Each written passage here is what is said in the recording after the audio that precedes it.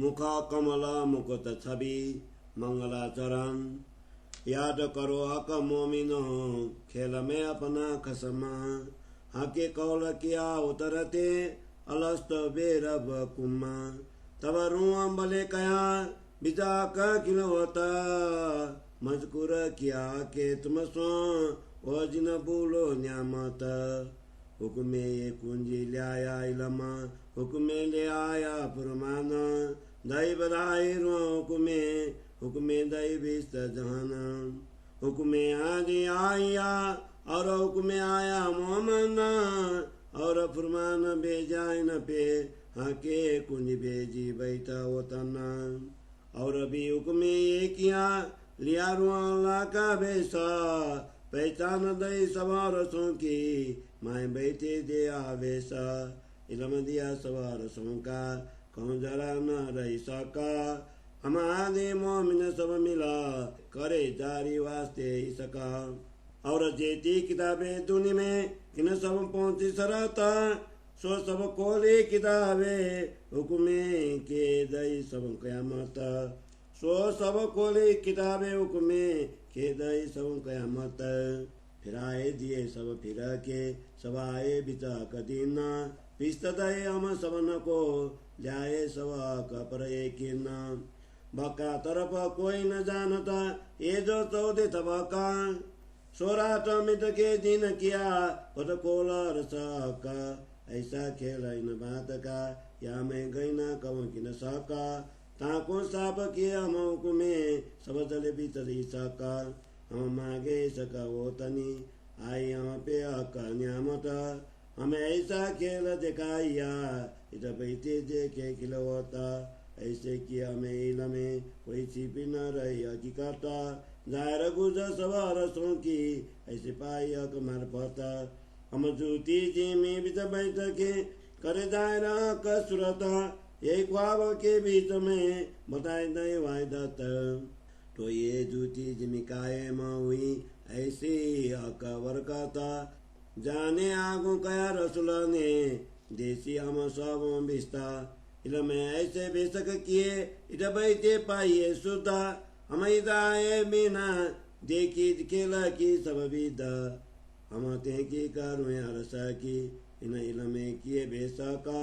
ये दे क्या खेला जूता जान के क्यों छोड़े वर्णन का। कया रसुले फुरमान में अरस दिल मोहमना। हमारा क्यों केलाइए बिना अरस का ओतना। तांते पेर वर्णन का करया कब का सुरता। तांते पेर वर्णन करया कब का सुरता। हुक्मे इलमायों के वाई कोई और न या बिना किता। छिन में श्रृंगार बदले करे नए नए रूप अनेका। होता उतारे पेरे बिना ये क्यों कयो जाए विवेका। अगर श्रृंगार कीजे तो वर्णन जो घड़ी पल थेराए। एक पाव पल में कई रूप रंग देखाए। और अभी आकाश रूपा की इन विदाए वर्णन। रुए देखे नए नए श्रृंगारा जिन जैसे चित वर्ण। ताते वर्णन क्यों कारूं किन भी न कहूँ श्रृंगारा। ये शोभा कसरत की कांवार न पार सुमारा। जुती जुआ के शब्द सुन और मायने लेना बका। जो सौर की दे अकाइल में तो कच पाइए गुजर छिपा। इलमा वो बे अका और हुक्म देवे सौरा। होए जागृत रुआ वायदत कच तब पाइए नूर जौरा। ये सुपन दिया पांच तत्व की वस्त्र भूषण उपले ऐसे है। अरसा रुआ श्रुत को मुहा का पहनावा क्या कहे। रुआ श्रुत नहीं उतारो की जो वस्त्र पहना उतारे। नूर को नूर जो नूर है कौन तिनको श्रृंगारे। पहले दृढ़ कर कसरत ये अंगा किन नूर के। अगजात के निस्बती मका मोमिन समझे ये। नूर शोभा नूर जौरा और न शोभा हिता। देखो अरसत न काले ये स्वरूप वायदता। नाजुकी न स्वरूप की और अति कोमलता। सोई न अंग जुआ क्या कहे नूर जमाल श्रुत बका। जैसी स्वरूप की नाजुकी तैसी शोभा सलुका सकलाई चारों तरफ दिल देख न होए टुका टुका आशिक अपने शौक को विध सुख चये सोई विध रूप स्वरूप के नै नै लजत लये दिल रुए बारे हजार को रूप नए नए चाहे दम दम दे चाया स्वरूप सबन को इन विध कादर खसमा रुए दिल सब एकै नए नए सकत रंग पिए प्याले फेर माओ माए करे प्रेम जंग ए बारीक बाते अर्श की बिन मोमिन न जाने कोए मोमिन भी सोचा नहीं जाको आई फजर खुशबोए जो काचु विचार सके पशु पंखी नंगा बन शोभा बानी कोमल खुशबोए रंगा रोशन मैनरमा एक फूल की जोड़ा देखी रुआ दे असंग क्यों जुड़े जिमी सोबती सोबत जात हकंगा क्यों कर आवे बराबरी खाबन और खेलौने ए मुआ कक क्या विचार ही जाएर तफावत में ये चीजें कई सब रस की लीजो माए सौर कर ए खेलौने रुआन के नहीं खाबन बराबर हर्ष चीज भी लीजे सौर में जिना रस खाबन हक इन रस की एक कंकरी उड़ावे चौदे तवका इत बैठ जुती जिमी में जुती अकल जुती जुबान अर्ष चीज मुकर क्यों वही जो कायम अर्ष सुबान अर्ष चीज न आवे न अकले तो क्यों आवे रुआ मुरत जो ये भी न आवे सौर में तो क्यों आवे अकसुरत एक रुए और खेलौने देखा इत भी तफावत सुरत कांदे रुए देखा जो कावे वाए दता बका चीज जो कायम तिन जरा न कबो नुकसान जेती चीज न दुनी की सो सब फना निदान जेती चीज अर्श की न होए पुरानी कब नुकसान जरा न हो वही एली जो सौर में सब तो अकर्ष है कया ये चौदह तबक जरा नहीं जो नहीं सोई को क्या कहे ठाठे आओ तो न शब्द माए जेती चीजें अरस की जो तो इसक मिथी बान खूबी खुशबोए हक चाहेला ता नजिक ना नुकसान नूर और नूर तजला कहे मोहम्मद दोम कान दोए सुरते जुदी कही ताकि रुहला दे पहचान नाजुक नरम तेज जोत में सलुकी शोभा मिठी जुबान सुंदर स्वरूप खुशबोए सु पूर्ण प्रेम सुबान सोई स्वरूप है नूर का सोई सुरत आदि जान रुए सुरत वाय दत में ये पूर्ण इसक परवान हक सुरत अति सोहनी डोन जुगल किशोरा गौरमुख अति सुंदर ललित कोमल अति जोरा और रूह की सुरते जो असल रस में तन सो सौर की दे अकैल में देखो अपन तन मोमन खूबी खुशाली न आवे शब्द में न रंग रस बुध बन कोई न आवे शोभा शब्द में मुख रस खाबन मेहरबान जैसे हैं हक सुरत और तीन वस्त्र भूषण ये जो शोभा देता इन सुरते सो क्यों कहे जाए जुबाइन दिल में जानो देऊ निमुना समझाओ रूहों को खूबी दुनी की देख के लगाए देखो और सुन हक अंग कैसे बर नभु इन जुती जुबा के बल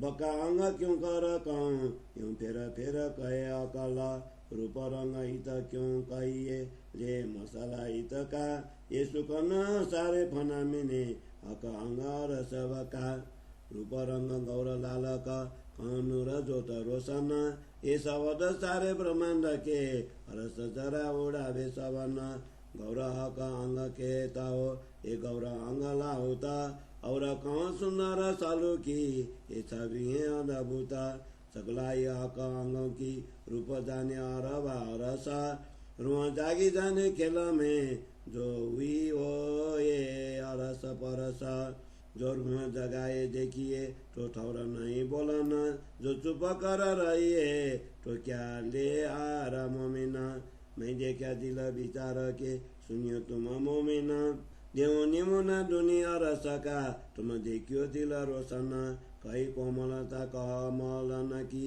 और जोत जवेरन रंग सुरंग जानवर कई स्वर मिति जुबाइन कई खुशबुए माए पंखियों कई खुशबुए माए फूलन कई शोभा पशु पंखियों कई नरमाई परन फूल कमल कई पसम कैसी कोमल दुनीन फूल अतर चोवा मुस्का जोत हीरा जवेरन देखो प्रीत पशुअन की और देखो प्रीत पंखियन एक चले दूजा न रहे जीव जात माए छिन छोटे बड़े जीव कई रंग के जानो के देह कुंदन कई नकस कई भूतिया कई कांगरी चित्रामन इन बात के कहूँ कई खूबी बिना हिसाब ले फूल आशा इनका छोड़ दीजिए जूता पाव देखो दुनी देखो अरसा को कई रंग शोभे जानवर सुख स्नेह कुबी खुशाली कई मुख बोलत मिते स्वर जीव जल थल या जानवर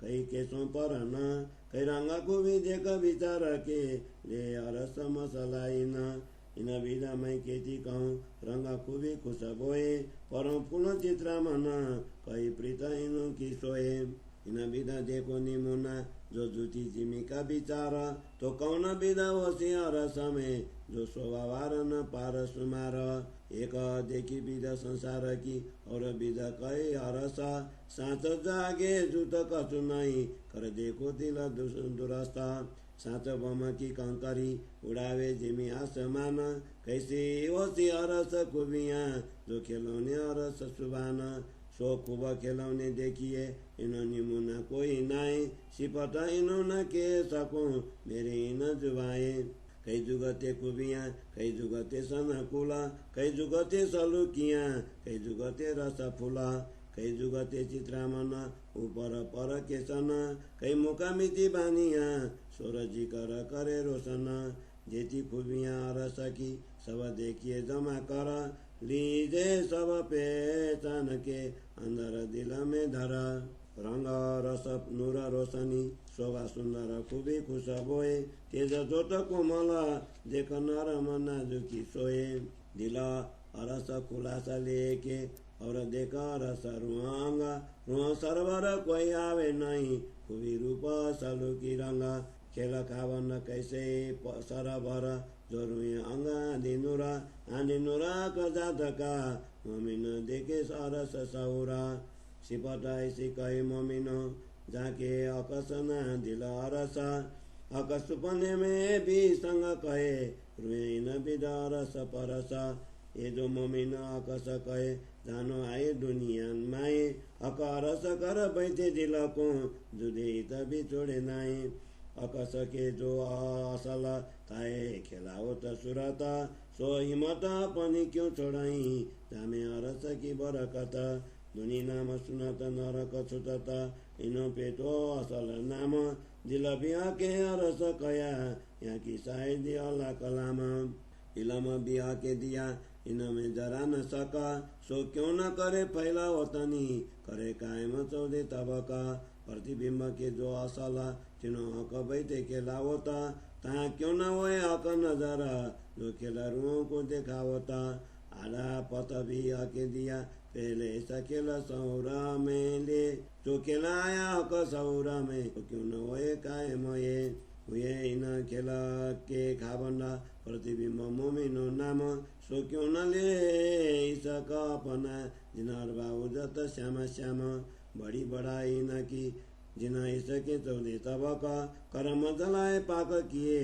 जिन सब पहुँचाए हक इन ढोका कैसा अरस का जिन सुरते खिलावे और असल खिलाए के कैसा आप में तब तो असल में नकला नकले असले जुदागी एक जरा है आड़ा पता कया शेरग से नजीका तिन निपट है निकटा सुना सुपने देह माफक आके दिला में किया प्रवेश ये हुकुम जैसा कहा होता तैसा बोले हमारा भेषा अरस तन का दिल जो सो दिल देखत हमको प्रतिबिंब हमारे तो कहे जो दिल हमारे उन दिला हम ऐसा खेल किया हुकुमे हमारी उम्मीद पुराना हम सुख लिया रसा के दुनि में आए भिन्न नाटो ऐसा वर्णन क्यों करे ये जो वाय दत्त नूर जमाल ना कोई न का निमुना ना कोई न मिसाल हर सबों की एक कंकरी तिना आगे एक छुए नाए तो क्यों दीजे बका सुबान को सिपत इन जुबाए हरस जिमी सब वाय दत्त दूजा रहे नहीं नो नजर जो रात होए काली अंधेरी क्यों मिटाए देवे फजर ये हमेशा एक वाय दत्त एक बिना जरा न और अंधेरा निमुना न लगता अंधेरा राखत है ठौर ये चौधे तब कछुए नहीं बेडों कया आकाश फूला छुता दिखाई देता है यहाँ को अंकुर न मूला इन वाय दत्त कबो न जाएरा छुते हक को जाने क्यों करा सुधा वाय दत्त क्यों ले सके जो उड़े देखे न जरा असल बात वाय दत्त की हर भाई जाने मोमन इत हक सुधा मोमिनो जाके असल हर समेत न अब तुम सुनियो मोमिनो हरस बिने तुम्हारी बात वाय दत्त तो कहे मोमिन जरूर असल का जाता और एक मत रुआना का देखो हरस वाय दत्त दीजो मोमिन दिल में एक हरस न्यामत नहीं न एक रुआ के जो सुख लेवे परवर दिगार तिन सुख से सुख पहुँचाई दिल रुआ 12,000 एक रुआ बाट करे आकाश सुख लेवे रस रस नाए सो सुख रुआ आवता दिल 12,000 के माए हक बोलावे रुआ एक को सो सुख पावे अतंत सो बाट सुन रुआ हक की सब रुए सुख पावता रुआ सुख हर एक बाट का हक सो हर समय लेवता सो सुख सुना रुए सबे दिल अपने देवता तो आके कया रस अपना मोमिनों का जो दिला तो सबल आए वाय दत्त में जो यूं सुख लेता हिला मिला इन विध सुख के कहूँ हर्ष अरबा ममान तो आए वाय दत्त में जो हक कर्म तरे इन तन आके हर्ष कया दिला मोमिना और भेज दिया इलाम क्यों आवे हर्ष दिला जूता में इतने हक का हुकुम तांटे वर्णन इन दिला हर्ष हक का होए अगर केस कसे चल जाए और जरन रे बे कोये इन दिला को हरस को कया इन दिला को हरस तो कया जो खोल दिए बका द्वार तांटे फेर फेर मरन भू हक वाय दत्त का सिंगार किशोर सुरत हका देखी सुंदर शोभा पुराण मुख कमल का मुकुता की पीछे सब अंग वस्त्र भूषण न कसिकल वर्णन करूं याद कर अपना तन खोल नहीं न खिलावत में बैठा तले चरण जैसा केट को यूं ही आंधी जान आशिक मासुक दो एक है एक हृदय मसीह पहचान जुगल किशोर को तो कहे जो आशिक मासुक एक अंग एक चिन्ह में कई रूप बदले यही विदादी रंग हमारे फुरमान में हके के लिखे कलाम मासुक मेरे मोहम्मद आशिक मेरा नाम आशिक मेरा नाम हमारे फुरमान में हके के लिखे कलाम मासुक मेरा मोहम्मद आशिक मेरा नाम आशिक मेरा नाम मंगलाचरण संपूर्ण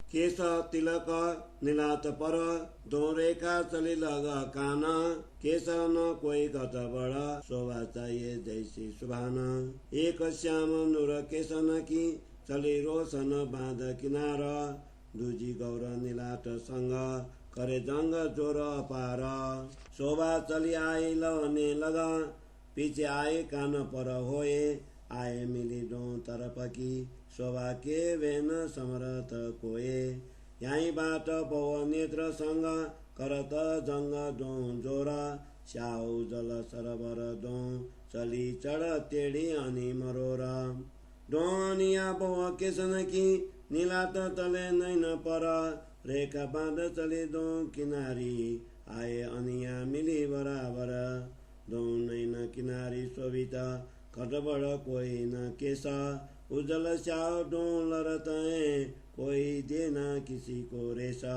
तिलक नीलात न किन किया असल बन्यो रोशन कई रंग कुवी चिन्ह में शोभा किनती होए न किन जय इंद्री फरेवा की देखता इला फना सो क्यों कहे बका सुबाना मुका इन अंगों की जो रसना नासिका कसरत की ये जो श्वास जेठ खुशबोए ब्रह्मांड पोड़ इतावत इतरों बासले तसोए बिना मोमिन कोई न ले सके हक नासिका गुण कया रसा कवतन जो किया दिल जिन्ना हक सूरत की बारीकियां ये जाने अरसार बाए हक सूरत तो जानी जो कोई और वो इब्तदाए तिना खूने तले नासिका खूना चढ़ता चौथा ऊपर ये खूबी जाने रुआ रस की ये जो अनुयायी नमती उतर दो छेद्रों के गिरदवाए यो पाकड़ी पुला कताओ बिचानी आई जो नासिका ये मोमिन जाने मुख भाव इन अनियों और अनिमेली तिना उतर अनि दुई दोए किनार तले दो छेद्र के सोवाले ती सोए दो छेद्र तले अधुरा ऊपर तिन बीतलांक कुने तिना सोई शोभा जाने न अधुरा की जो वे हुकुमा दिन और तले जो अधुरा दो जोड़ शोभित जो मुख रेखा लाल दो शोभित रोंदे कपावे अति सुख तले अधुरा के लांक जो मुख बराबर अनि तीन सेत बिंद कुश रंग ये मुख शोभा जाने मोमिन इन तले गौर हरवती जानो मुख सदा सता ये शोभा जाने अरबा सकी जिन दिल में अकवसता ये रंग कह मैं इन मुख पर किन विद कौशलों का ये करते मुख बरनन दिल होता नहीं तुका फिर कहूँ अरवती से जो सुध हुए मुख कमला हक मुख मोमिन निरखई जिन दिला रसा कला अरवती गौर मुख मुँह तलका कुश रंग बिंदा ऊपर बीचलांग तले अधूरा चार पांखड़ी हुई बराबर गौर पांखड़ी दो लांक की लाल पांखड़ी दो तीन पर अधूरा दो जुदा मिले हुई लांक के सरवर जोड़ बनी दो अधूरा की निपत लाल मुँह शोभिता तीन ऊपर दो पांखड़ी हरिनेक टेढ़ी बहिता दंत सलू की रंग की इन जुबा कहीं न जाए मुख मुस्कत दंत देखत क्या के ज्यों बताए क्यों कहूँ रंग रसना मुख मीता बोलता स्वाद लेतर सार सके जुआ के न सके सिफत रस जानत सवार सके रस बोलत रसना बैना रुए एक शब्द सुने रस का तो पावे कायम सुख सैना नेक अधुर दो खोलई दंत लाल उजल झलकत अधुर लाल जो पाकड़ी जानो के नित मुस्कत दंत उजल ऐनक जो माए जुआ दिखाई देता देख दंत की नाजुकी अति सुख मोमिन लेता कब दंत रंग उजल कब रंग लालक दो कुवी दंत नामे माए रोशन जो ऐनक दो बीच अधुर रेखा मुख कटाव तीन तरफ दोए पाके रंग सुरंग दो पली चढ़ी टेढ़ी शोभा देत सोए खुश रंग बिच सिंह घोड़ा तले दो आनी ऊपर एक इन दो पाके खुश रंग एक दाव शोभा विषेक तीन आनी पर दूजी आनी शोभित सिंह घोड़ा सुपेटा ऊपर पाके दो फिर बली बिच छेद्र शोभा दो देता इन फूला ऊपर आई नासिका सो आए बिचानी शोभाए तीन पर रेखा दो तिलक की रंग छीन में कई देखाए दो नेत्र टेढ़े कमल जो अनि शोभा दो अतंत जब पापन दो खोलत जानो के कमल दो विकसत नासिका के मूल से दो कमल बने अद्भुत श्याम श्वेत जाई लालक शोभा क्यों कहूँ अंग लाउता और कई रंग दो कमल में टेढ़े चढ़ते निपत कटाओ मेरा भरे नूर बरसत आकर्षित सदा सुभाओ गौरा गलस्थल गिरदवाए और बीच नासिका गौरा शाह पाकड़ी कमल पर सुविड तेनिया नूर दौरा। अनि चार दो कमला की दो पंखी चढ़ती ऊपर अतिश्या टेढ़ी पाकड़ी कसो अधिक दो बराबर उजल नीलात तिन पर आइ मिली केश किनार सोहेरे का बीच तिलक जुवा कहाँ कहे शोभा अपार दोतर परे खारवती आइ मिली कानन गौर कान शोभा क्यों कहूँ नहीं नेत्र जुआ मेरे इन गौर गाल दो निपट माए जलकट मोती लाल ये शोभा कानन की क्यों कहूँ इन जुआ बिना मिसाल केश रेखा कानों पीछे बीच में अंग उजाला हकमुख शोभा क्यों कहिए इन जुबा इन अकल मुकुट बन्यो शिर पाचको रंग नंगता में अनेक जुदे जुदे दर्शन दिशा देखत रंग एक पे और विषेक असल नंग पाच एक है असल रंग तामे दस दस दस रंग हर दिशे शोभा क्यों कहूँ जावे रस अरस और मुकुट सिरा के नि शोभा तीन सोन आवे शोभा सबद में मुकुट क्यों कहूँ जुबाइन दस रंग कहे एक तरफ के दूजी तरफ दस रंग सो रंग रंग कई किरण उठे किरण किरण कई तरंग किन विदा कहूँ सालू किया हर दिशा सालू किया अनेक जग जेक जो देखिए जानो न थे अनेक एक दोरी रंग नंग दस की ऐसे मूला मुकुट दोरी चार गिरधवाए नीलवत पर सुख क्यों कहूँ शोभा पर यामे एक दोरी अबल तले काँगरी दस रंग पर तिन दोरी पर बनी बेलड़ी और कहूँ सुन दिल धर तिन पर भी दोरी बनी ता पर बेला और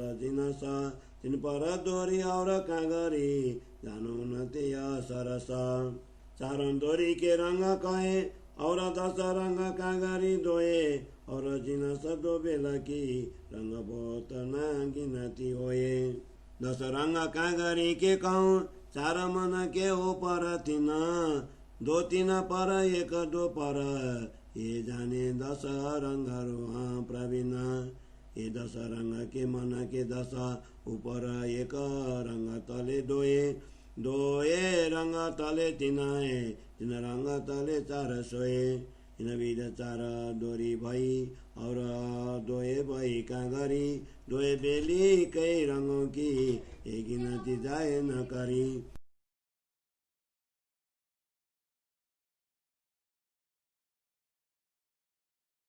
ऊपर फिरते फूल कताओ कई बुतियाँ नकसा तिन पर कई जो काँगरी फिरती अति सरस तिन ऊपर टोपी बनी ऊपर चढ़ती अनि एक तले कटाओ कई रंग नंग ये अनि फूल बन्यो विषेक तिन कुने तिन ऊपर दो दो तरफ बीच एक दस दस नंग तिन में सो मोमिन कहे विवेक मानिक मोती पाने निलवी गोमादिक पाच पुक राजा और हीरा नंगल सनिया बीच मणि दशमी रही विराज ये दस रंग नंग तिन में फिरते बने तिन फूला तले डाँडिया रंग अनेक हैं ये शोभा देखो जैसन फूला दसों दिशा जिता देखिए मन छाया रूप दिखाए बिना निमुने न जुआ इन बिरा देव बताए जिन रूह का दिल जिन बिरा का सोई बिरा तिन बासत एक पलक में कई रंग रुआ जुदे जुदे देखत यह मुकुट इन भात का पल में करे कई रूप जो रुआ जैसा देखा चाहे सो तैसा देखे स्वरूप मैं मुकुट कहूँ बुध मापक ये तो अरस जबेर के नंगा नए नए कई भात के कई छिन में बनले रंगा और बिदा मुकुट में रुया आवे सब मिला सवारू पर रंग देखे न में जो चाहे जैसा दिला यही बात सब भूषण यही बात वस्त्र वस्त्र भूषण सब एक रस जो कुंदन में जड़तारा ये जड़े गड़े किनने नहीं ना पेरे उतारता दिल चाहे रंग चिन्ह में मन पर शोभा फिरता जिना चिन्ह रुआ जैसा चाहता सो तैसी शोभा देखता 12,000 देखे दिल चाहे एक नबीरा कौन सी फाता मोती करण फूल कुंडला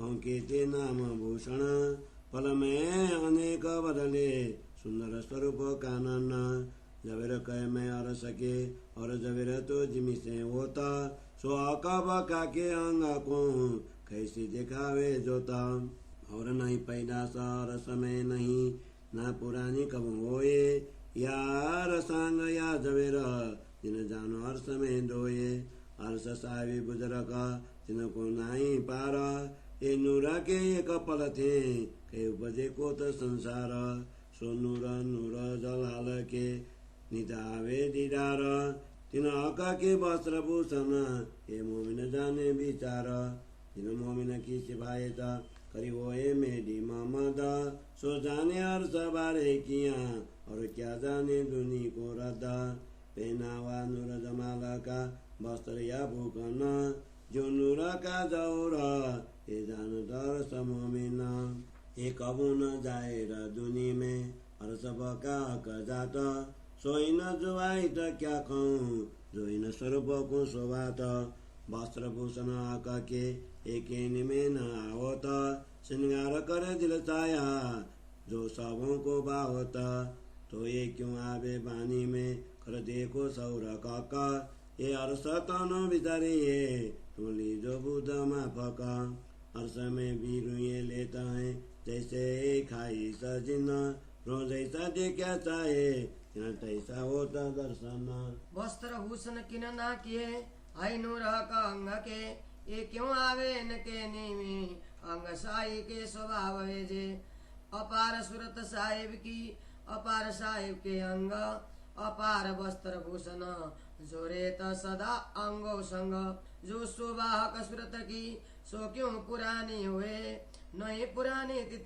कहावत जित कहियत है दोए इत कबो न होए पुराना न पैदा कबो नया दीदार करे रोए छिन में छिन छिन दिल चाह जामा पटुका और जार ये सब एक रस कंठार शोभा जामे पर जानो एक दूजे पे सरस कंठ तले हार दुग दुगी कोई विध विध के विवेक कोई रंग जंग जोते करे देखता लेखे रस एक जुड़ बहने जामे पर सादर शोभा यही के मान ये नाम लेत मैं जुदे जुदे हक शोभा देख सुबान बंगलो कोत की कटाव और बंद बेल गिरवान रंग जुदे जुदे झलकता रसए के सब परवान बाय बाजुबंद शोभित रंग के ते कहूँ गिना तेज जोत लरे आकाश में क्यों असल निरने हुए तीन क्यों कहूँ शोभा फुंदन लटकत है कजुगत आहार देत है यासिको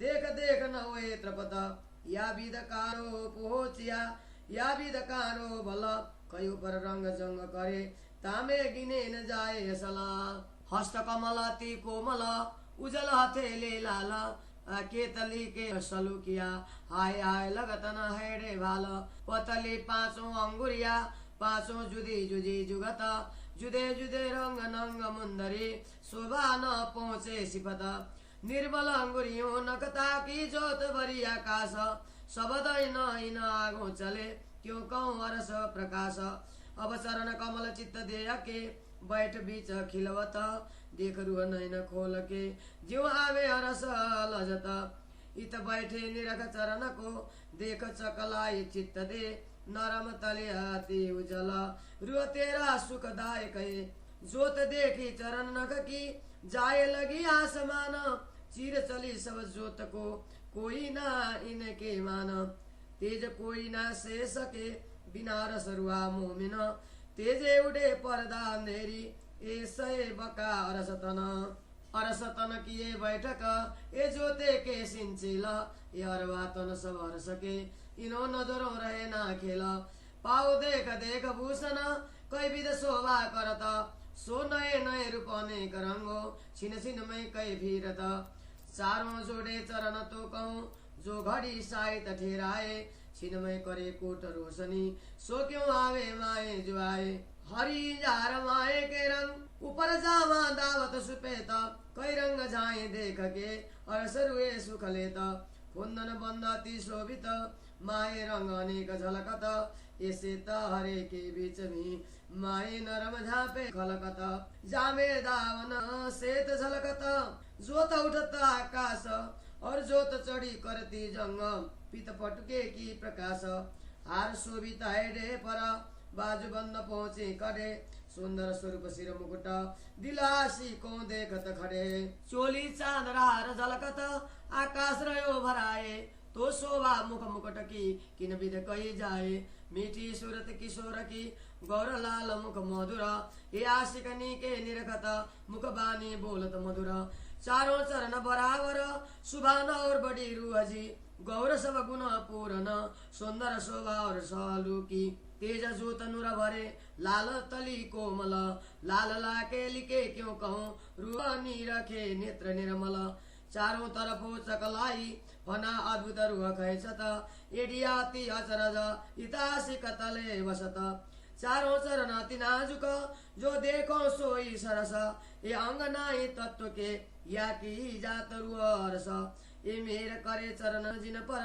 देत हृदय पुरन स्वरूप जुगल किशोर चित्त चुभत सुख सुंदर रूप अनुप जुगल किशोर अति सुंदर बैठे दो एक तखत चरण तले रूह मिलावा बीच बका खिलवत श्री मामत कहे महबूब की जेती अरस सुरत सो सब बैठी कदमों तले अपनिए निसबत श्री मामत कहे महबूब की जेती अरस सुरत सो सब बैठी कदमों तले अपने निसबत चौपाई 229 प्रकरण 21 चौपाई 1446 बोल प्राणनाथ प्यारे की जय।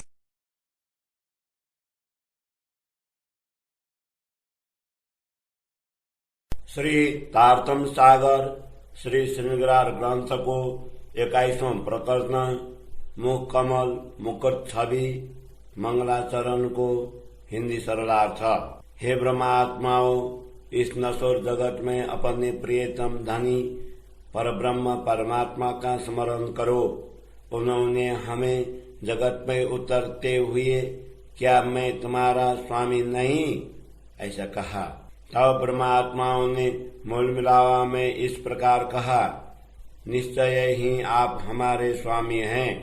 हे ब्रह्मात्माओं, श्री राजा जी ने तुमने अन्य भी अनेक बातें की, अमूल्य निधि समान उन बातों को मत भूलो। श्री राजा जी का आदेश ही तारतम ज्ञान रूपी यह कुंजी ले आए हैं और वही कुरान का ज्ञान भी लेकर आया है। इसी आदेश ने ब्रह्मात्मा को महिमा प्रदान कर संसार के जीवों को अखंड मुक्ति स्थल में स्थान दिलाया है। इसी आदेश के कारण ही सद्गुरु श्री देवचंद्र जी तथा ब्रह्मा आत्माओं का इस जगत में अवतरण हुआ है। श्री राजा जी ने परम धाम में बैठकर अपने आदेश के द्वारा अपनी ब्रह्मा आत्माओं के लिए कुरान का संदेश भेजा और उसे स्पष्ट करने के लिए तारतम ज्ञान रूपी कुंजी भेजे हैं। इसके अतिरिक्त श्री राजा जी के आदेश ने और भी महान कार्य किया है। उसने सद्गुरु श्री देवचंद्र जी का वेश धारण कर इस जगत में आकर अपने आवेश के द्वारा क्षेर अक्षर तथा अक्षरातीत मृतलोक वैकुंठ अक्षरधाम तथा परम धाम आदि की पहचान करवाई है। उसने मृतलोक से लेकर परम धाम तक सभी धामों का ज्ञान दिया, जिससे किसी में भी लेश मात्र संशय नहीं रहा।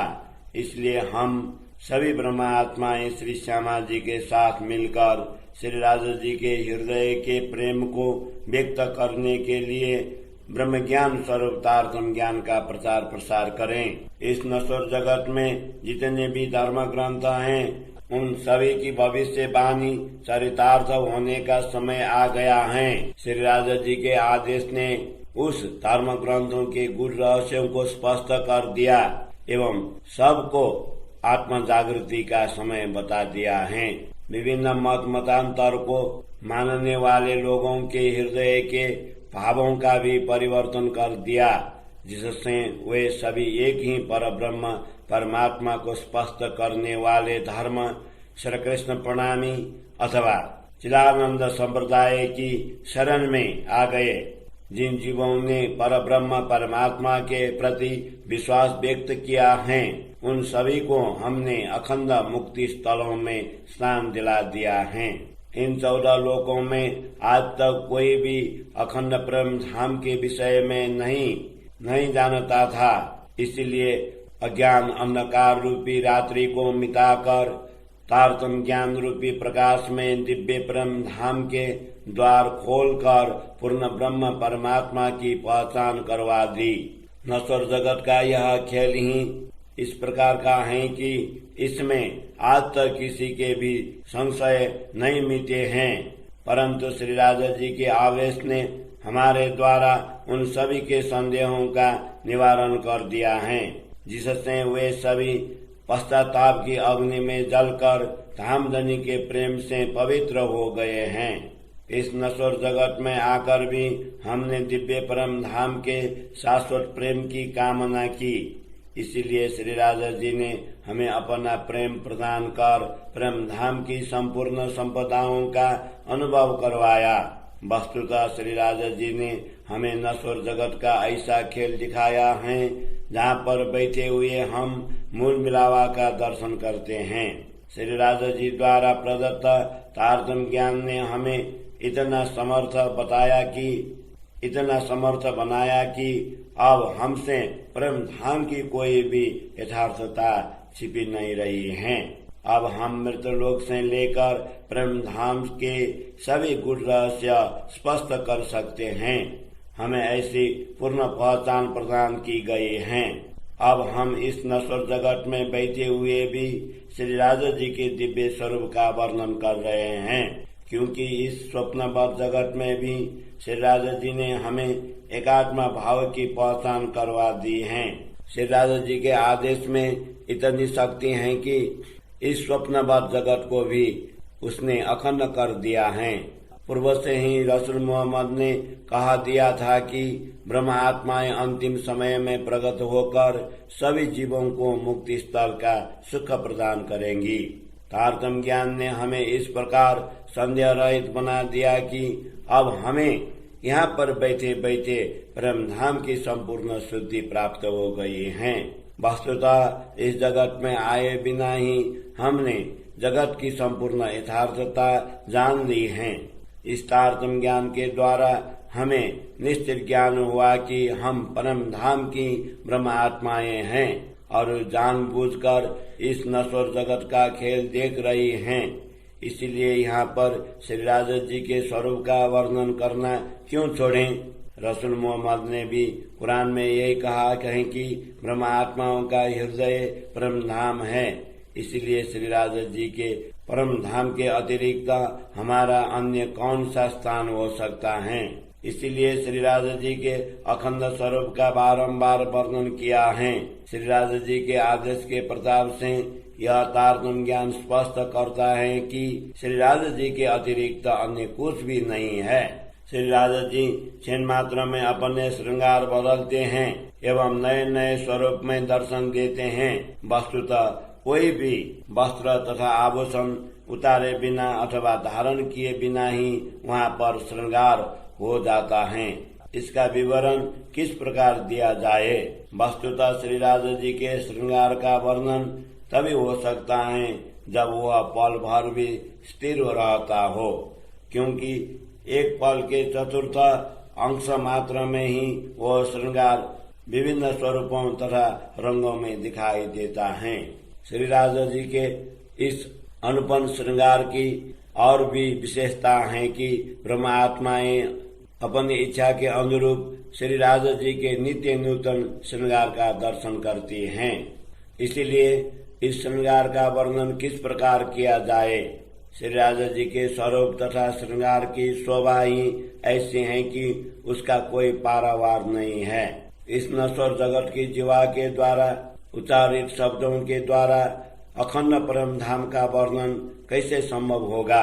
यदि श्री राजा जी प्रदत्त तारतम ज्ञान के द्वारा विचार किया जाए तभी परम धाम की दिव्यता का कुछ रहस्य स्पष्ट हो सकता है। श्री राजा जी द्वारा प्रदत्त तारतम ज्ञान प्राप्त हो एवं श्री राजा जी के आदेश से उस पर विचार कर ले, उस पर विचार करने की शक्ति प्राप्त हो जाए, तभी दिव्य परम धाम की आत्मा जागृत होकर श्री राजा जी के तेजोमय स्वरूप का कुछ अनुभव प्राप्त कर सकती हैं। यह स्वप्न की देह 5 तत्व द्वारा निर्मित है एवं इसके द्वारा धारण किए हुए वस्त्र तथा आभूषण भी इन्हीं तत्वों को संयोग से बने हुए हैं। इसलिए यह आत्मा परम धाम के दिव्य स्वरूप के वास्तविक परिधान का वर्णन कैसे कर सकती हैं। ब्रह्मात्माओं के मूल तन पर आत्मा 5 तत्वों द्वारा निर्मित नहीं है। जो इस प्रकार वस्त्रों को धारण कर उतारने लग जाएं, वे तो तेजोमय स्वरूप श्री राजा जी की अंगना श्री श्यामा जी के अंग स्वरूप हैं। इसलिए उनको कौन से वस्त्र तथा आभूषण सुसज्जित कर सकते हैं। सर्वप्रथम श्री राजा जी के स्वरूप के प्रति दृढ़ता होनी चाहिए कि उनका स्वरूप अंग प्रत्यंग किस प्रकार के प्रकाश से प्रकाशित हैं। वस्तुतः इस रहस्य को तो श्री श्यामा जी के अंग स्वरूपा प्रेम धाम की ब्रह्मात्मा ही समझ सकती हैं। श्री राजा जी के दिव्य शोभा उनके दिव्य आलोक से आलोकित हैं। इसके अतिरिक्त अन्य कोई शोभा नहीं है। यदि पर आत्मा की बुद्धि से देखे तो यह अद्वैत स्वरूप एकात्मा भाव युक्त है।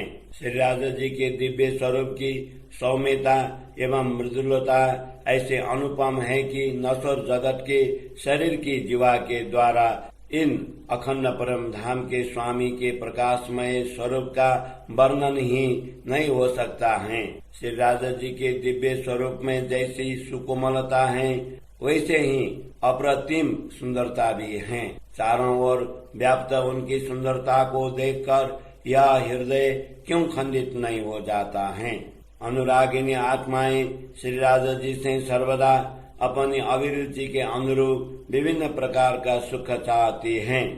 इसलिए वे श्री राजा जी के विभिन्न स्वरूप के दर्शन कर नित्य नूतन आनंद प्राप्त करती हैं।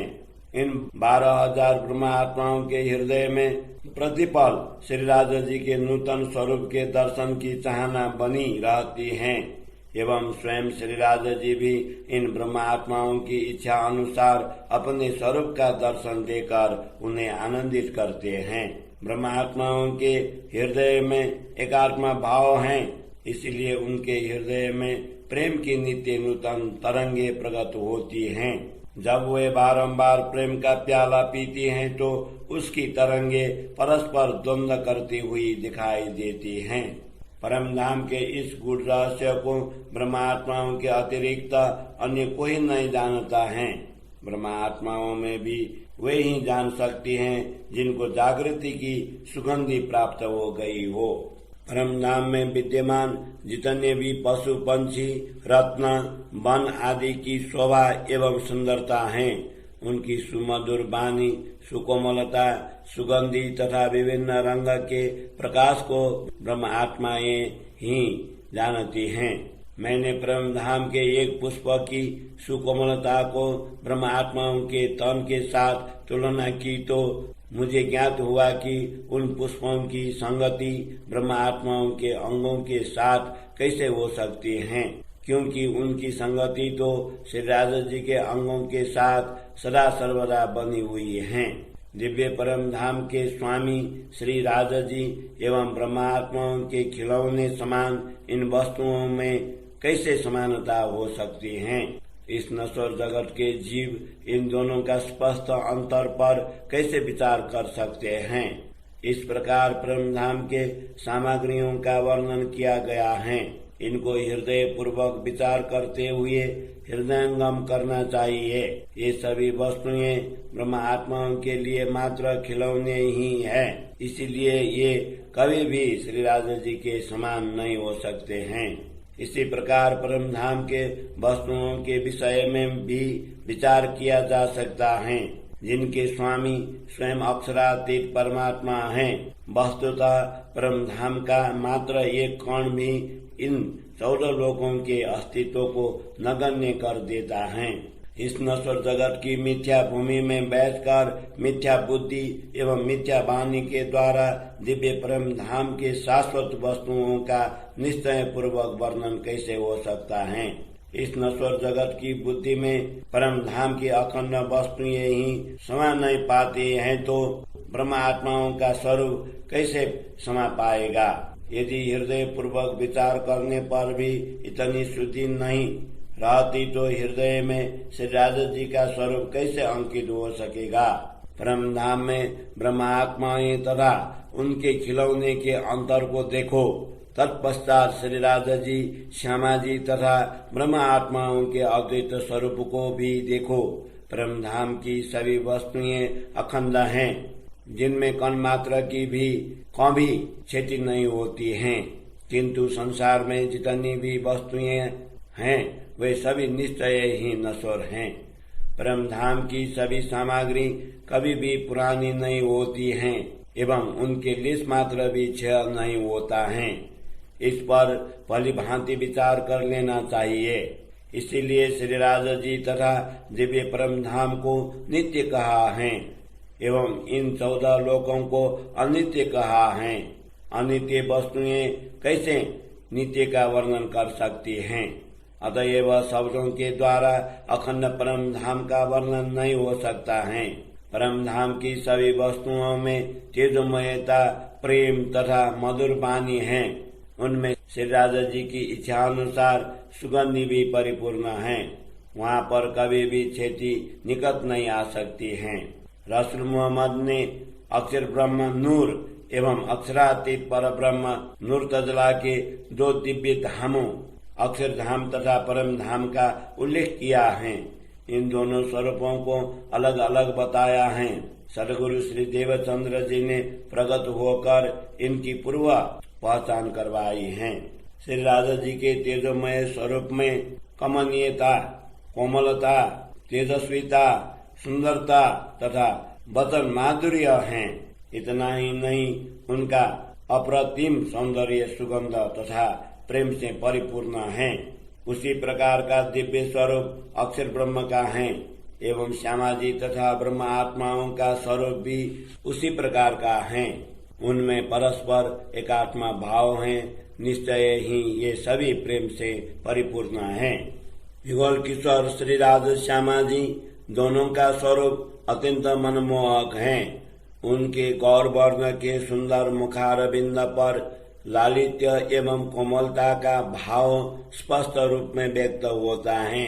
इसी प्रकार ब्रह्म आत्माओं के मूल तन पर आत्मा का स्वरूप भी अति दिव्य है। हे ब्रह्म आत्माओं, तारतम्य ज्ञान के द्वारा विवेक पूर्वक चिंतन कर अपने मूल स्वरूप को देखो। श्री राजा जी के अत्यंत स्वभावयुक्त मुदित मन तथा प्रसन्न हृदय की महिमा को शब्दों की सीमा में बांधा नहीं जा सकता है। उनके गौर वर्ण तथा बुद्धि चातुर्य को किस प्रकार अलंकृत किया जाए। इस प्रकार कृपा सागर पूर्ण ब्रह्म परमात्मा की दिव्य शोभा शब्दों के द्वारा व्यक्त नहीं हो सकती। श्री राजा जी का दिव्य स्वरूप जैसा तेजोमय है, उसी प्रकार उनके वस्त्र तथा आभूषण भी दिव्यमान हैं। ये वस्त्र तथा आभूषण श्री राजा जी के दिव्य स्वरूप को अत्यंत सुशोभित करते हैं। जीवा के द्वारा इनका वर्णन नहीं हो सकता है। मुझे बारंबार इच्छा होती है कि इस संबंध में कुछ उदाहरण देकर ब्रह्मात्माओं को समझाऊं। इस जगत की विशेषताओं को देखकर परम धाम की सुंदरता के साथ उसकी तुलना करूं, किंतु नश्वर जीवा के द्वारा श्री राजा जी के दिव्य अंगों का वर्णन कैसे करूं। मेरी बुद्धि बार बार यही कहती है कि मैं इन अखंड अंगों का वर्णन कैसे करूं। यहाँ पर नश्वर जगत का उदाहरण लेकर श्री राजा जी के दिव्य स्वरूप तथा वर्ण का वर्णन कैसे करें, क्योंकि यह वाणी ही नश्वर जगत की है और श्री राजा जी के अंग साक्षात अखंड परम धाम के हैं। श्री राजा जी के दिव्य स्वरूप का वर्णन करते हुए यदि उनके रूप रंग को गौर वर्ण लालिमा युक्त आदि शब्दों का प्रयोग करते हुए उनके दिव्य आलोक ज्योतिर्मयी आभा तथा प्रखर प्रकाश आदि का वर्णन भी करें तो भी ये सारे शब्द इसी ब्रह्मांड के होने के कारण सार्थक नहीं लगते हैं, क्योंकि ये सभी शब्द ब्रह्म धाम के एक कण मात्र से ही विलीन हो जाते हैं। श्री राजा जी के अंगों का वर्णन करते हुए मैं उनके गौर वर्ण की बात करता हूँ तो वह गौर वर्ण परम धाम का समझना चाहिए। इसी प्रकार उनकी अद्भुत शोभा तथा अनुपम छवि का वर्णन भी परम धाम का ही समझना चाहिए, क्योंकि परम धाम की ब्रह्म आत्माएं ही श्री राजा जी के अंगों की सुंदरता जान सकती हैं, अथवा जो आत्माएं नश्वर जगत में भी जागृत हो गई हैं वे ही इन अंगों के साथ एक रस होकर इनके विषय में जान सकती हैं। यदि आत्मा को जागृत कर देखें तो श्री राजा जी के दिव्य स्वरूप का वर्णन नहीं हो सकता है। यदि मौन रह जाए तो ब्रह्म आत्माएं इस स्वरूप का अनुभव कैसे कर पाएंगी।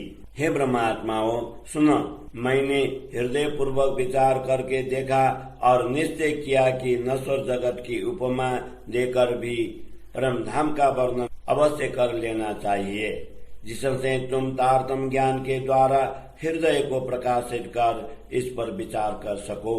श्री राजा जी के स्वरूप का वर्णन करते हुए मैंने उनके चरण कमल की सुकोमलता, परम धाम के रत्नों की ज्योति, उनका रंग तथा पशु पंछी के मीठे शोर एवं मीठी वाणी का वर्णन यही की भांति किया है। इसी प्रकार पशु पंछियों तथा पुष्पों में भी विभिन्न प्रकार की सुगंधि का उल्लेख किया है। साथ ही पशु पंछियों की विभिन्न प्रकार की शोभा एवं उनके पंखों की सुकोमलता का भी वर्णन किया है। इस नश्वर जगत में कमल का फूल, रेशमी वस्त्र आदि को सुकोमल कहा जाता है।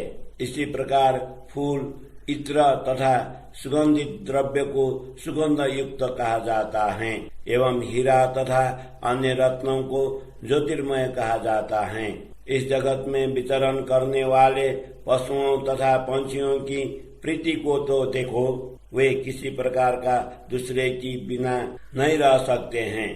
उनमें से किसी एक के चले जाने पर दूसरा भी क्षण भर में ही मर जाता है। परम धाम में छोटे बड़े विभिन्न रंग के पशु पंछी भी मानो उनका शरीर स्वर्णमय हो इस प्रकार प्रतीत होता है। उनके शरीर में विभिन्न प्रकार की चित्रकारी बूटियां, कंगूरे आदि चित्रित हैं।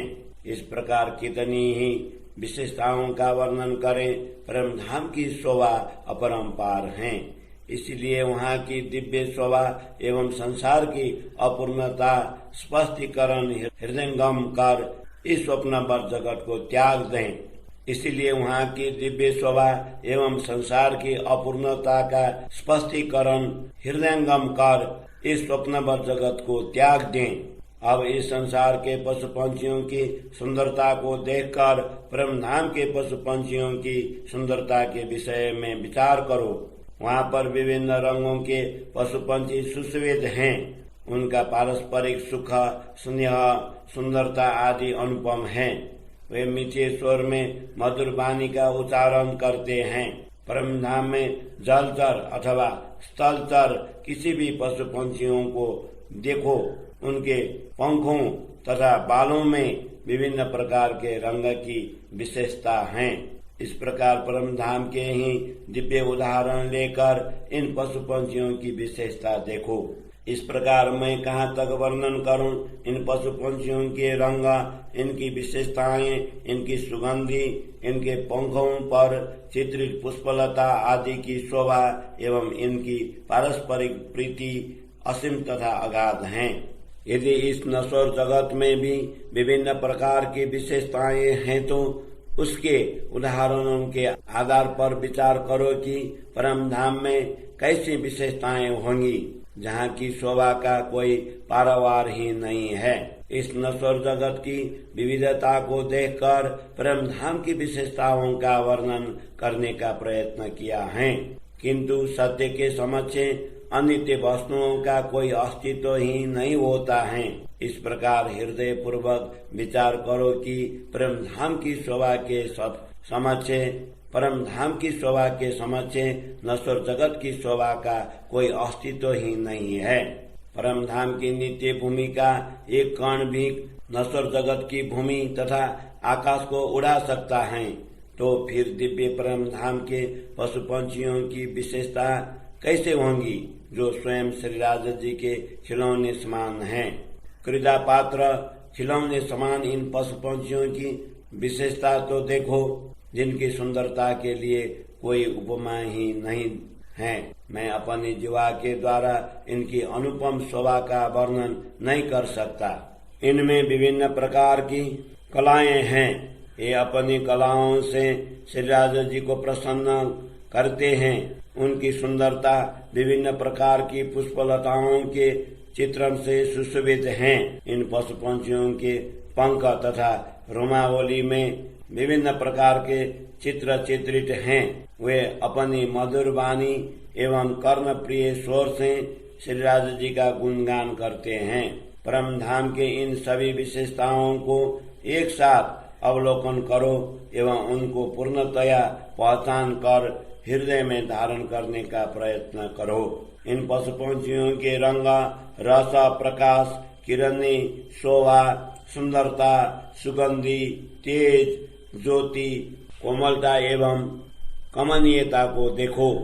अपने हृदय में तारतम्य ज्ञान का स्पष्टीकरण लेकर अपनी पर आत्मा की शोभा को देखो तो ज्ञात होगा कि पर आत्मा की तुलना में अन्य कोई वस्तु नहीं आ सकती है। इसकी शोभा, रूप, माधुर्य एवं सुंदरता ही अद्वितीय हैं।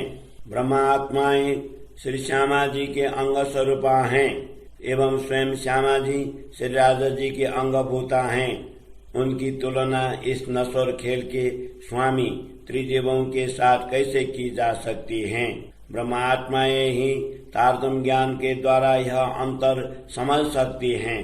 ब्रह्मा आत्माओं की महिमा इतनी अधिक बताई गई है कि जिनकी सुरता ने धारण किए हुए नश्वर शरीर के हृदय को भी श्री राजा जी ने परम धाम की संज्ञा दी है। इस स्वप्नवत जगत में भी श्री राजा जी इस प्रकार इनके साथ रहे हैं। परम धाम में तो ये श्री राजा जी के ही अंग होने से परस्पर एक ही स्वरूप हैं। इस जगत में आई हुई ब्रह्मा आत्माएं परम धाम की पर आत्मा के प्रतिबिंब सुरता स्वरूप मानी गई हैं। इनके हृदय को भी परम धाम बनाकर स्वयं श्री राजा जी उसमें विराजमान हुए। उन्होंने इस नश्वर जगत में भी उनका साथ नहीं छोड़ा है। इस प्रतिबिंब का मूल स्वरूप पर आत्मा परम धाम में है। उनको अपने चरणों में बैठाकर श्री राजा जी नश्वर जगत का यह खेल दिखा रहे हैं। ऐसी ब्रह्मात्माएं अपना साहस कैसे छोड़ सकती हैं, जिनमें साक्षात परम धाम की शक्ति समाहित है। इस नश्वर जगत के जीव भी अपने स्वामी ब्रह्मा, विष्णु, महेश आदि का नाम सुनते ही नरक से छुटकारा प्राप्त करते हैं, तो इन ब्रह्म आत्माओं के पास तो अपने स्वामी पूर्ण ब्रह्म परमात्मा का मूल नाम अनादि अक्षरातीत श्री कृष्ण है। स्वयं पर ब्रह्म परमात्मा ने इनके हृदय को परम धाम की संज्ञा दी है। कुरान आदि धर्म ग्रंथ भी इन्हीं ब्रह्म आत्माओं की साक्षी के लिए हैं। स्वयं अक्षरातीत श्री कृष्ण ने प्रकट होकर इन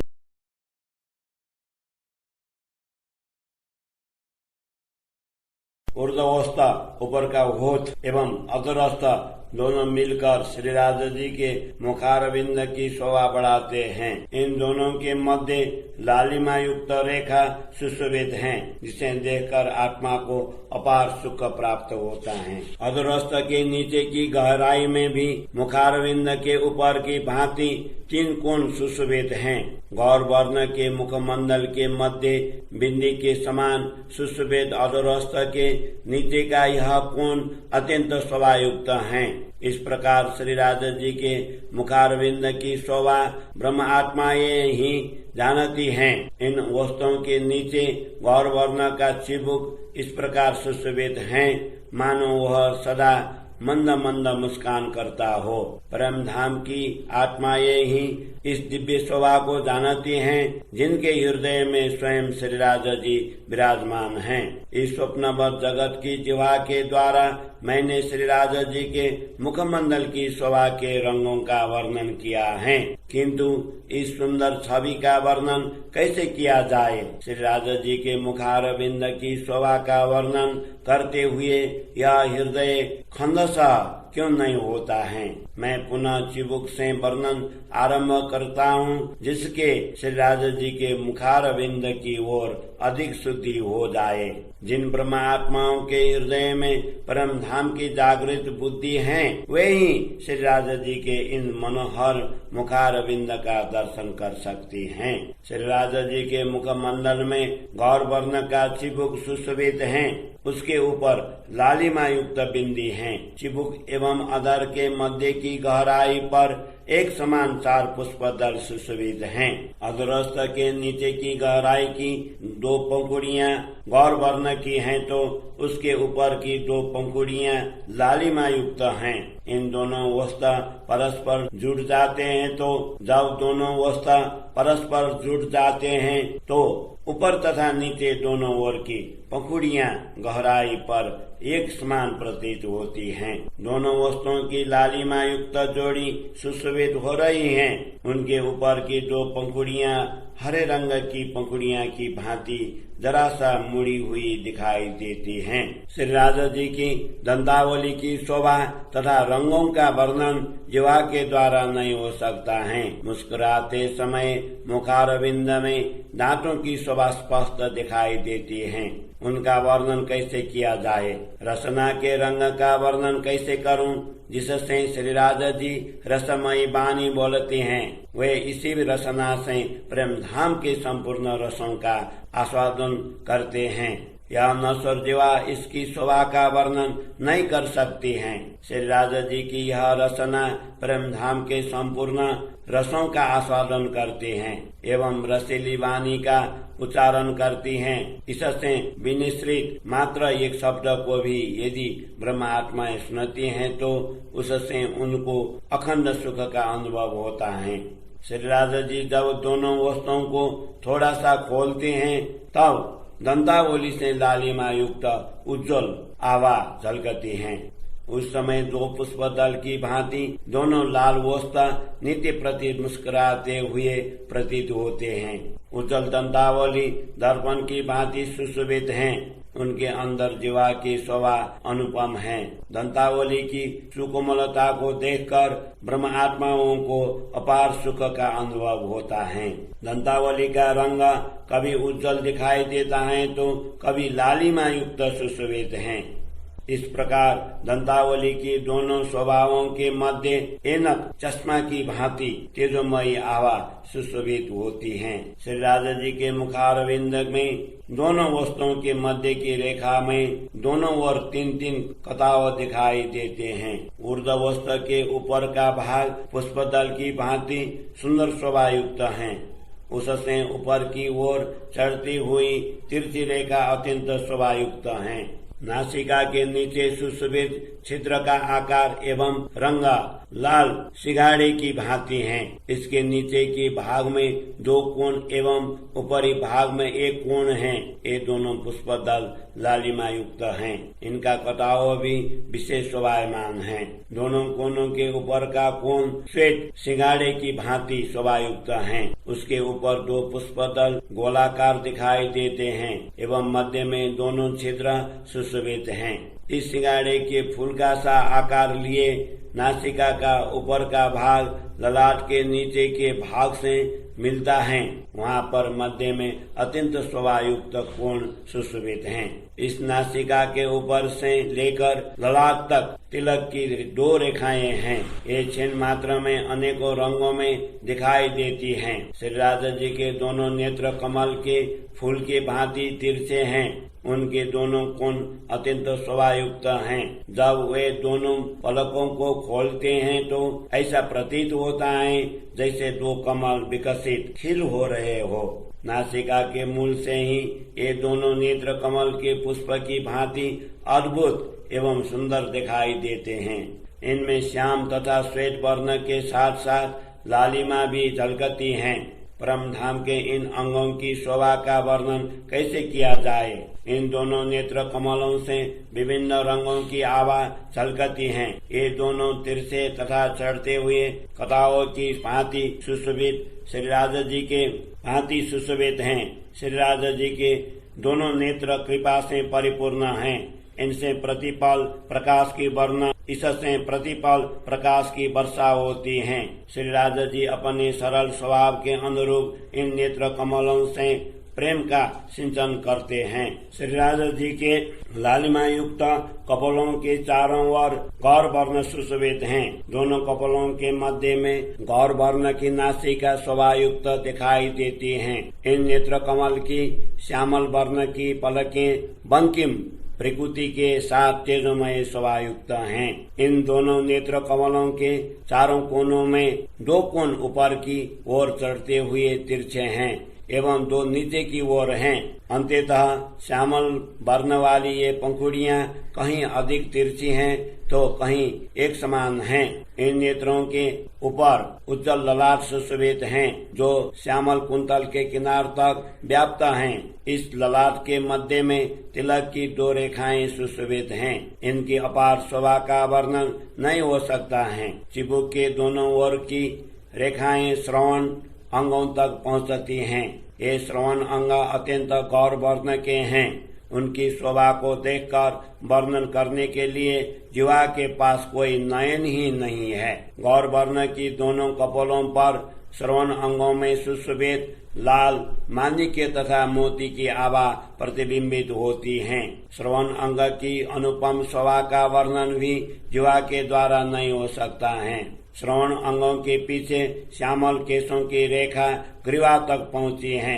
मध्य का भाग अत्यंत उज्जवल शोभा युक्त है।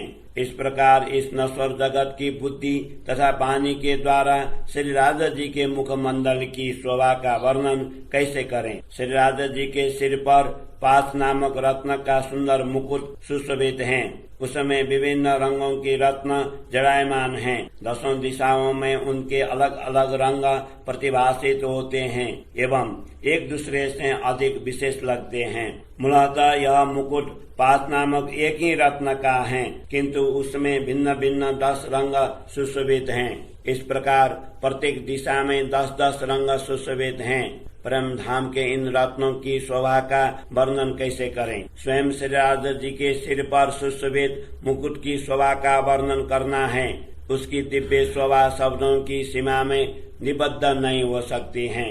नश्वर जीवा के द्वारा अनुपम शोभा युक्त मुकुट का वर्णन कैसे करूं। इस दिव्य मुकुट में एक ओर 10 रंग सुशोभित हैं तो दूसरे ओर भी 10 ही रंग सुशोभित हैं। प्रत्येक रंग से अनेक किरणें निकलती हैं एवं एक एक किरण से अनेक तरंगे उठती हैं। इस मुकुट की सुंदर छवि का वर्णन कैसे करें। प्रत्येक दिशा में इसकी शोभा अनेक गुना बढ़ जाती है। बार बार यह शोभा देखने पर ऐसा प्रतीत होता है कि दूसरी शोभा से यह अधिक विशेष है। इस मुकुट में मूलतः रत्नों की 4 पंक्तियां डोरियां हैं। एक एक पंक्ति में 10-10 रंग की रत्न सुशोभित हैं। ललाट पर मस्तक के चारों ओर सुशोभित इन पंक्तियों की शोभा अपरंपार है। इस मुकुट में नीचे से सर्वप्रथम एक रत्न पंक्ति डोरी है। उस पर 10 रंग की कांगरी सुशोभित हैं। उस डोरी के ऊपर पुष्पलताएं सुशोभित हैं। मैं उसका वर्णन करता हूँ, तुम उसे हृदय पूर्वक सुनो। इसके ऊपर जो डोरी सुशोभित हैं उस पर भी अन्यतम शोभा युक्त पुष्पलता की चित्रकारी है। उनके ऊपर डोरी एवं कांगरी सुशोभित हैं। उसे देखकर ऐसा लगता है मानो दूसरे से यह अधिक सुंदर है। इस प्रकार चारों डोरी के रंगों का वर्णन हुआ। 2 कांगरी में 10 रंगों की आभा झलकती है। उनके मध्य में स्थित 2 लताओं में तो अनेक रंगों की आभा है। उनकी गणना ही नहीं हो सकती है। कांगरी की 2 पंक्तियों की रंगों का विवरण इस प्रकार है। त्रिकोण आकार की इस कांगरी में सर्वप्रथम 4 रत्नों की पंक्ति है। उसके ऊपर क्रमशः उत्तरोत्तर 3, 2 एवं 1 रत्न सुशोभित हैं। इस प्रकार चतुर आत्माएं इन 10 रंगों की शोभा भली भांति जान सकती हैं। इन 10 रंगों की 10 रत्नों का रंग इस प्रकार हैं। सबसे ऊपर एक रंग का एक रत्न है, उसके नीचे 2 रंगों की 2 रत्न हैं, उसके नीचे 3 रंगों के 3 रत्न हैं एवं उसके नीचे 4 रंग के 4 रत्न हैं। इस प्रकार इस मुकुट में 4 डोरी, 2 कांगरी तथा 2 बेल सुशोभित हैं।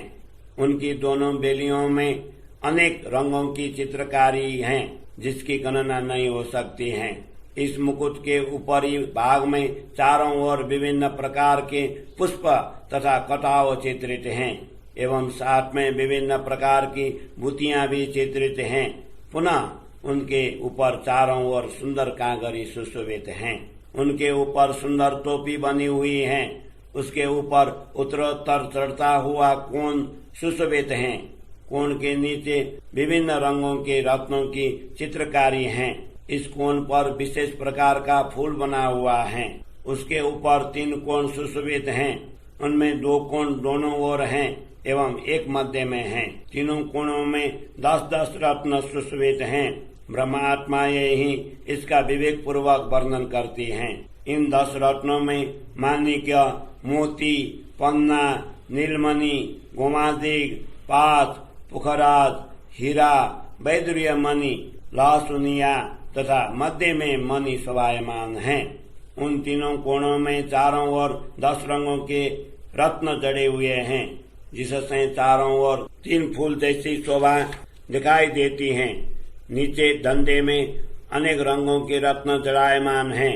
इस प्रकार इस अद्वितीय शोभा को देखकर अति प्रसन्नता होती है।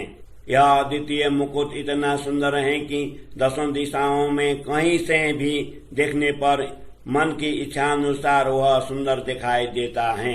इसका कोई उदाहरण न होने से इस जीवा के द्वारा इसका वर्णन कैसे करूं। जिन ब्रह्मात्माओं के हृदय में जिस प्रकार का भाव प्रकट होता है, उसी के अनुरूप यह मुकुट सुशोभित होता है। इसलिए ब्रह्मात्माएं पल मात्र में ही इसमें अलग अलग प्रकार के अनेकों रंगों का दर्शन करती हैं। यह मुकुट इस प्रकार है कि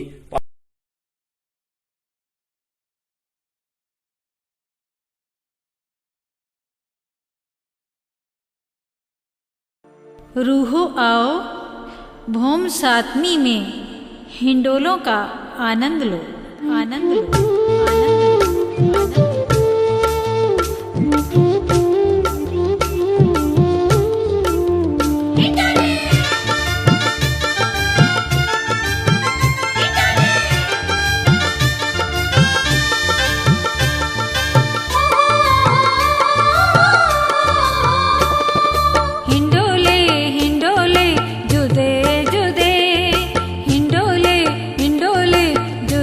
जुदे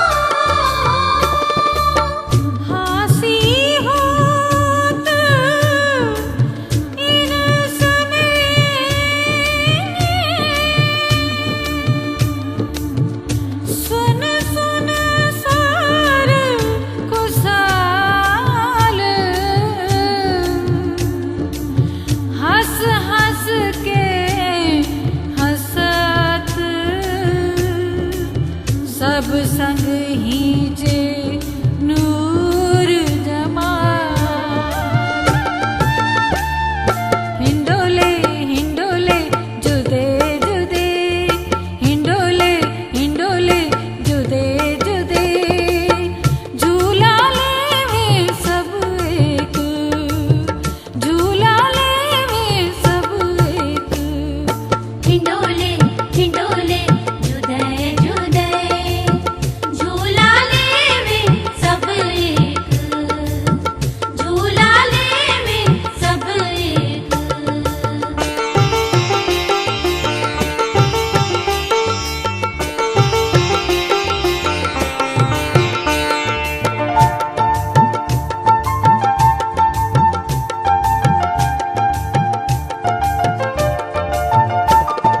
साम सामी बैठी रूहे हेत में सब हींचत, साम सामी बैठी रूहे हेत में सब हींचत। कड़े हिंडोले कई सर वाबिद बोलत, कड़े हिंडोले कई सर वाबिद बोलत। आ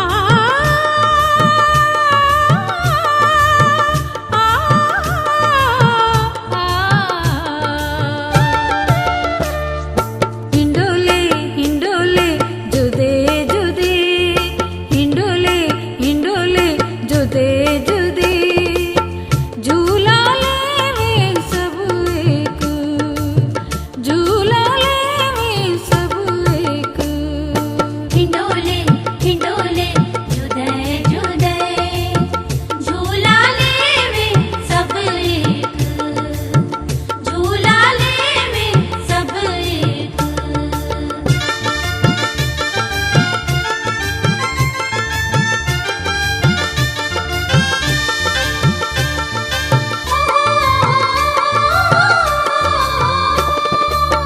भोम सातनी किनार में, मंदिर झरोखे जित, दोनों हारों हिंडोले, छप्पर खटो